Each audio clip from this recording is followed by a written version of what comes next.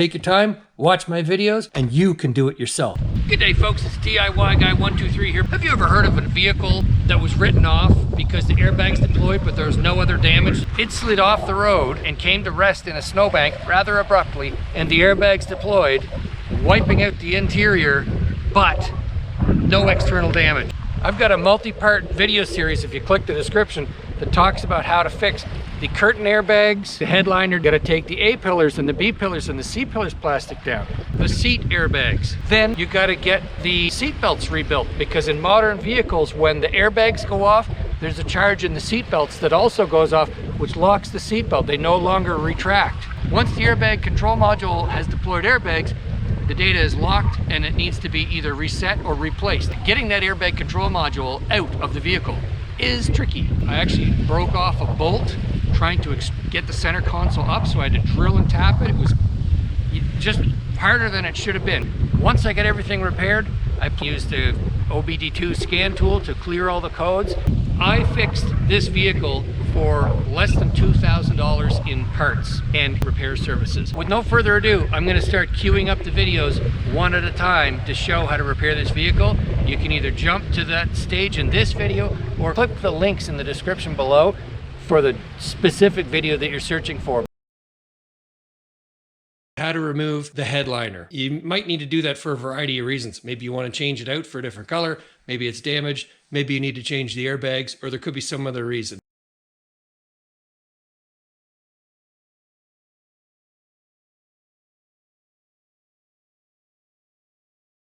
Next is the front grab bar. Now, it has these tabs that come out like that, and I didn't even need to use a pick to get at them.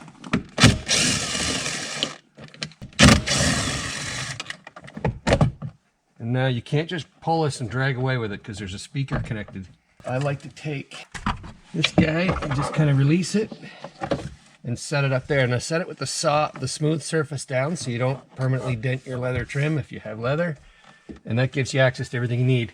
Next, we need to take the sun visor out. Now, it's pretty easy on one. This one has a bolt right there, and this one has a little cover that you just pop off like that. Move it out of the way. Comes down, and there's a wire harness that's connected right up here. So don't just run away with it. You gotta unhook the wire harness, and now this is free.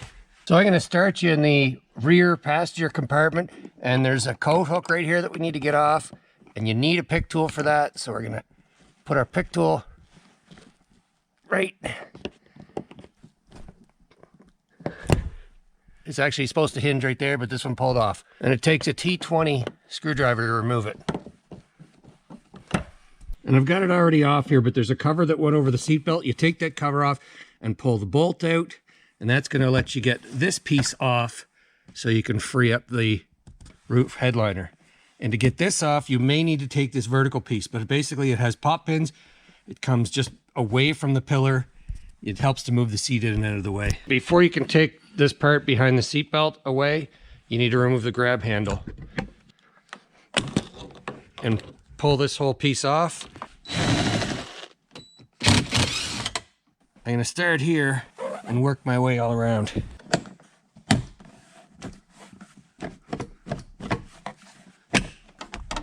Okay, off it comes. Oh yeah.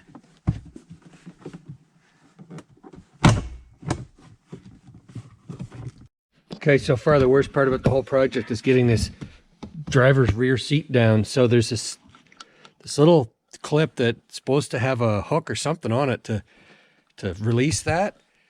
And what I had to do was raise the bottom seat vertical so that this back seat would pull away from the back of the cab, and then I could reach down with my finger pulling this pin, and it was pretty hard to do. But anyway, got it down, got the trim drop down on both sides. So now you can go around and release the headliner from all the way around the perimeter. Pull it out from that rubber trim. I've seen some videos where they actually remove the trim. I don't want to do that. Really, I think it's just held on with magnets. So the only thing that I think is still holding the headliner is the console right up the front with all the, like the dome lights and that stuff. And I'm hoping I can leave it alone, but let's see if it has to come off. Be careful with this because you can permanently crinkle this stuff and then it won't look good ever again. Ooh, she all dropped down there now. There's a wiring harness back here. I'm going to release. Get those guys in there. And then down this liner comes. Okay, so I did a couple things off camera here because I just couldn't move the camera. But basically the headliner came down all the way around in the back. I did not have to take this rubber trim off. But what I did notice is when it came down, this little cover right here that's below the rear view mirror, it just popped off. And there were two wiring harnesses and they need to be disconnected, that green plug and this gray plug. You know, it did not just pull the liner back because it would have strained those wires. I lowered it in the back. I moved it back a couple of inches and then I got from the passenger side, I could get up and reach around and disconnect it. So I think the proper way to do it and the way I may reassemble it is to remove this whole dome light mechanism here.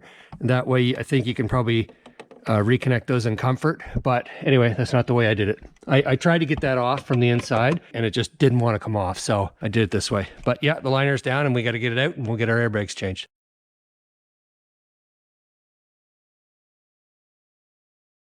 We're going to be replacing the curtain airbags. These are the airbags that if you were a front passenger, they'd come down beside your ear that faces the door. These instructions are almost the same across all manufacturers of vehicles and all models that have curtain airbags. And always when dealing with airbags, the first thing you're going to do is disconnect the battery. You can really get away with just the negative terminal of the battery, but I take them both off. Then you wait at least 10 to 20 minutes before you start working on the airbag system. So this is what the airbags look all stretched out. There's a right side and a left side. So one has blue on it, and I believe that's the driver's side, and one has a red band on it, and that's the passenger side. So a quick look at the connector here. And I've used the pick behind it, there, like that. And now go behind it and just gently wiggle it off like that, okay? So it's nothing to it. So look, there's a bolt up here on this side of the connector, and then there's another bolt down there. You're gonna just detach the bolts and the nuts that hold the bag on the whole way along and pull it out. The only, semi-tricky thing is there's a bolt that holds this to the front, basically towards the front. And when you release that bolt, it feels like, hey, why won't the bolt come out? But there's a little retainer clip there. So as soon as the bolt is wiggly like that, it's probably loose and released from there. Then there's this plastic tab right here, which is stuck in a hole in the ceiling, and you need to use a screwdriver to just pry that out. And once you do that, you can rotate the whole thing down and away and get it free of this clip. Bolts and nuts, put them all back, and you're good to go.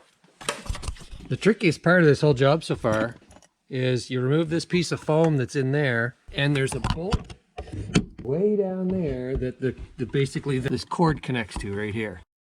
There's a bolt that you have to remove. Now, it was not bad coming out. I used a 10mm ratcheting wrench to pull it out.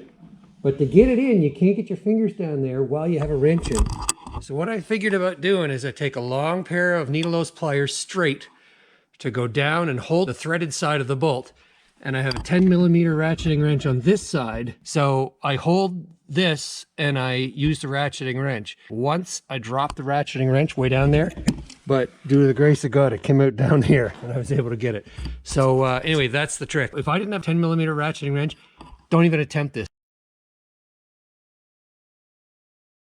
So the order of operations for removing the seat is move the seat all the way ahead, pry out these little plastic covers. The seat bolts are under here. There, so it comes out at this tab and then pulls out. Remove the bolts in the back. Then bring the seat all the way back using power seat. Then unplug the power to the truck. Then disconnect the electrical connector at the front. You want to remove this great big connector right here. So the way it works is there's not this wide piece of gray, but this tab right here that my pad and my fingers touching, you got to push that up. And then this lever pushes back, and that allows release of this great big connector. There, right on. Okay, so there's a little push pin I had to release, and now the entire seat is free of this crazy big connector.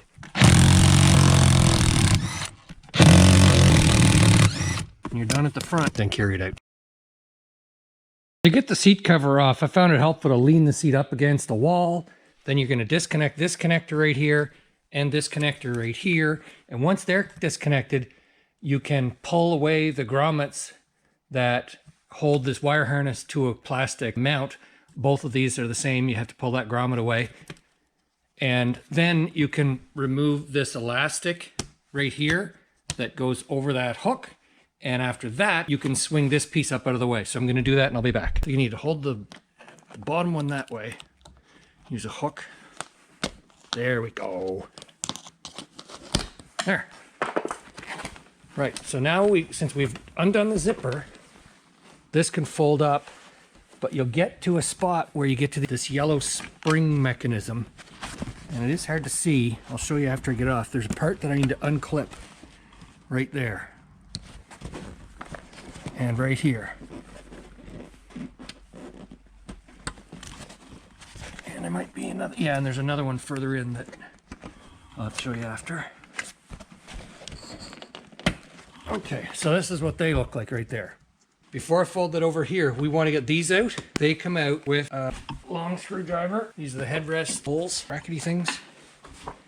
And it's best to take a flashlight. I'm sure it's going to be hard to see, but basically I'm shining the flashlight down there. There's a tab right there. And so I'm going to go on this side, tight to this plastic so I don't damage the leather. And while I'm looking in there, now you should be able to see the tab protruding.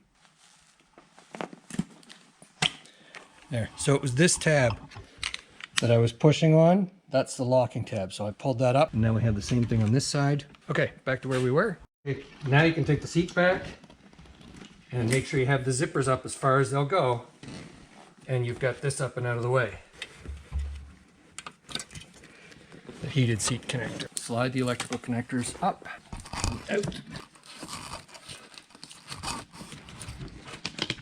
So we get our electrical connectors freed. I'm going to take this, which is basically the inside of the backrest, and I'm going to push it through so that it's on the other side. That's fine. Now it's on the other side. And this is free. And this is free. And next, you need to unbolt the airbag right there. There are two 10mm bolts that need to come out because the airbag is holding the seat bag to the frame. So we're going to do that next. And now that will allow these bolts to push through and the airbag module will come out away from the frame. And you need to disconnect the electrical connector on the airbag. Okay, so the orange part needs to come out and then the connector will release, and it happened all in one shot. So the airbag module is still contained in this little package. That's fine. Oh, this is different on the passenger side than the driver's side. The driver's side had little push pins in there that you have to push down. This doesn't appear to have them. And you need to lift the foam with the seat.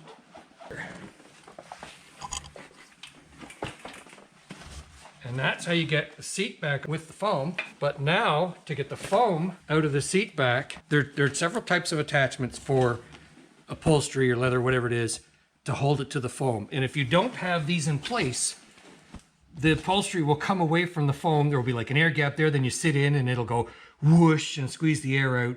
So in this particular seat, there are attachments from the upholstery to the foam here, here, here, here, here, here, here. Here. So there's that many. Some vehicles use what's called a hog ring style. There are all kinds of videos on the web about how to deal with that.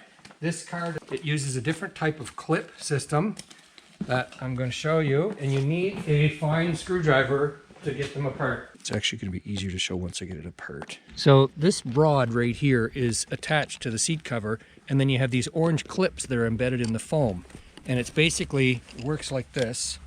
The rod is like this, and the clips go around it and lock in place. The rod has some sharp edges that the clip can catch. So to get it apart, you wedge a flat screwdriver between the orange clip and the blue rod, and while you're pulling it apart gently, and if you disengage the orange clip from the blue rod, it will come apart. You may have to do it on both sides.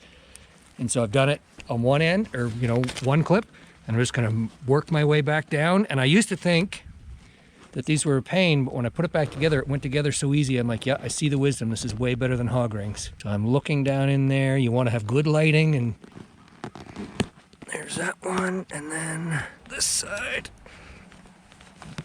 There, so that's what you have to do for all of them.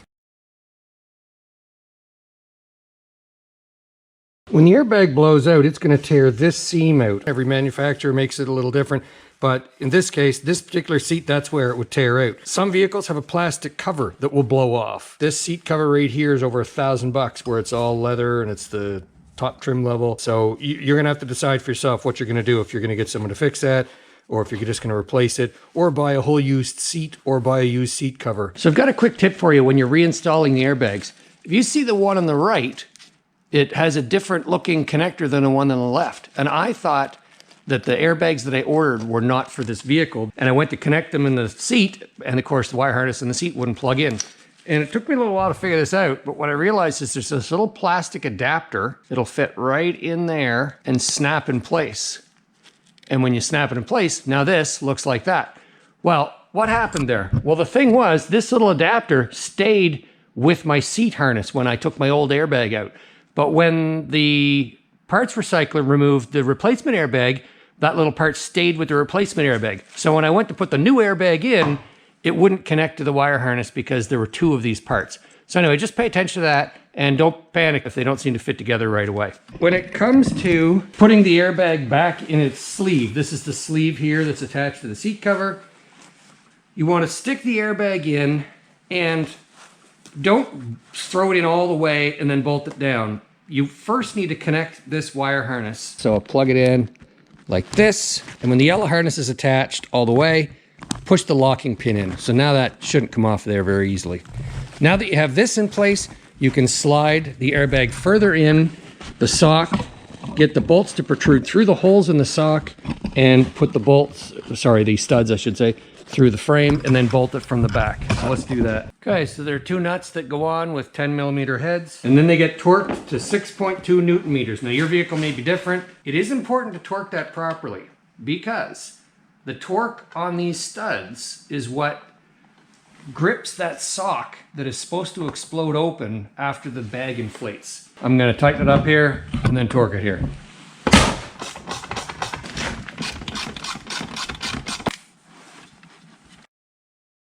Click.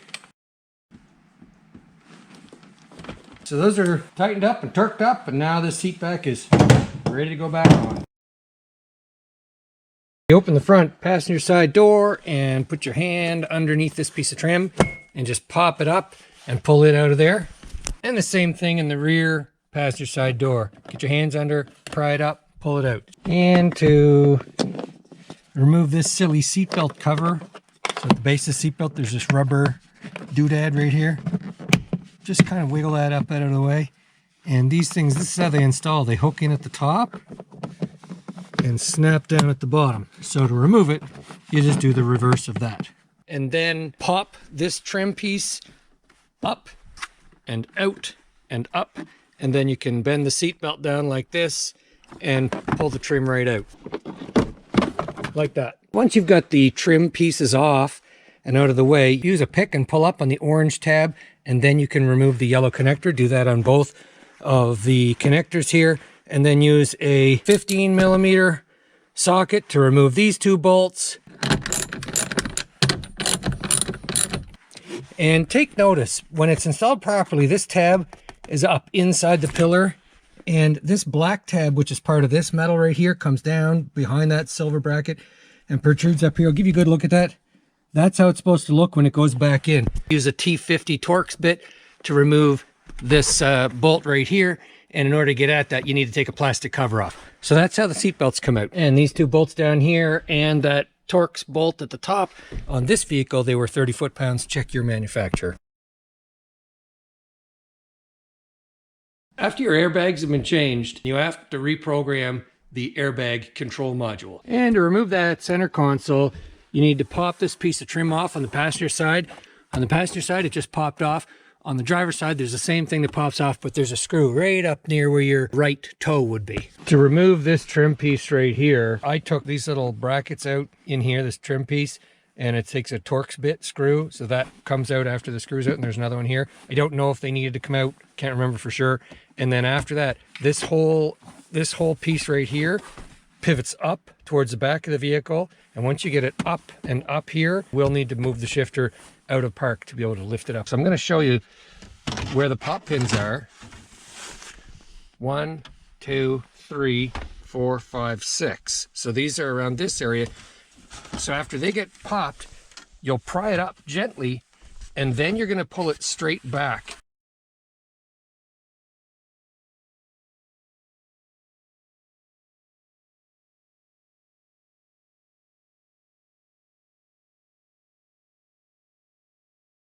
Now, different configurations of gear shifters and whatnot make it more or less difficult to remove the console.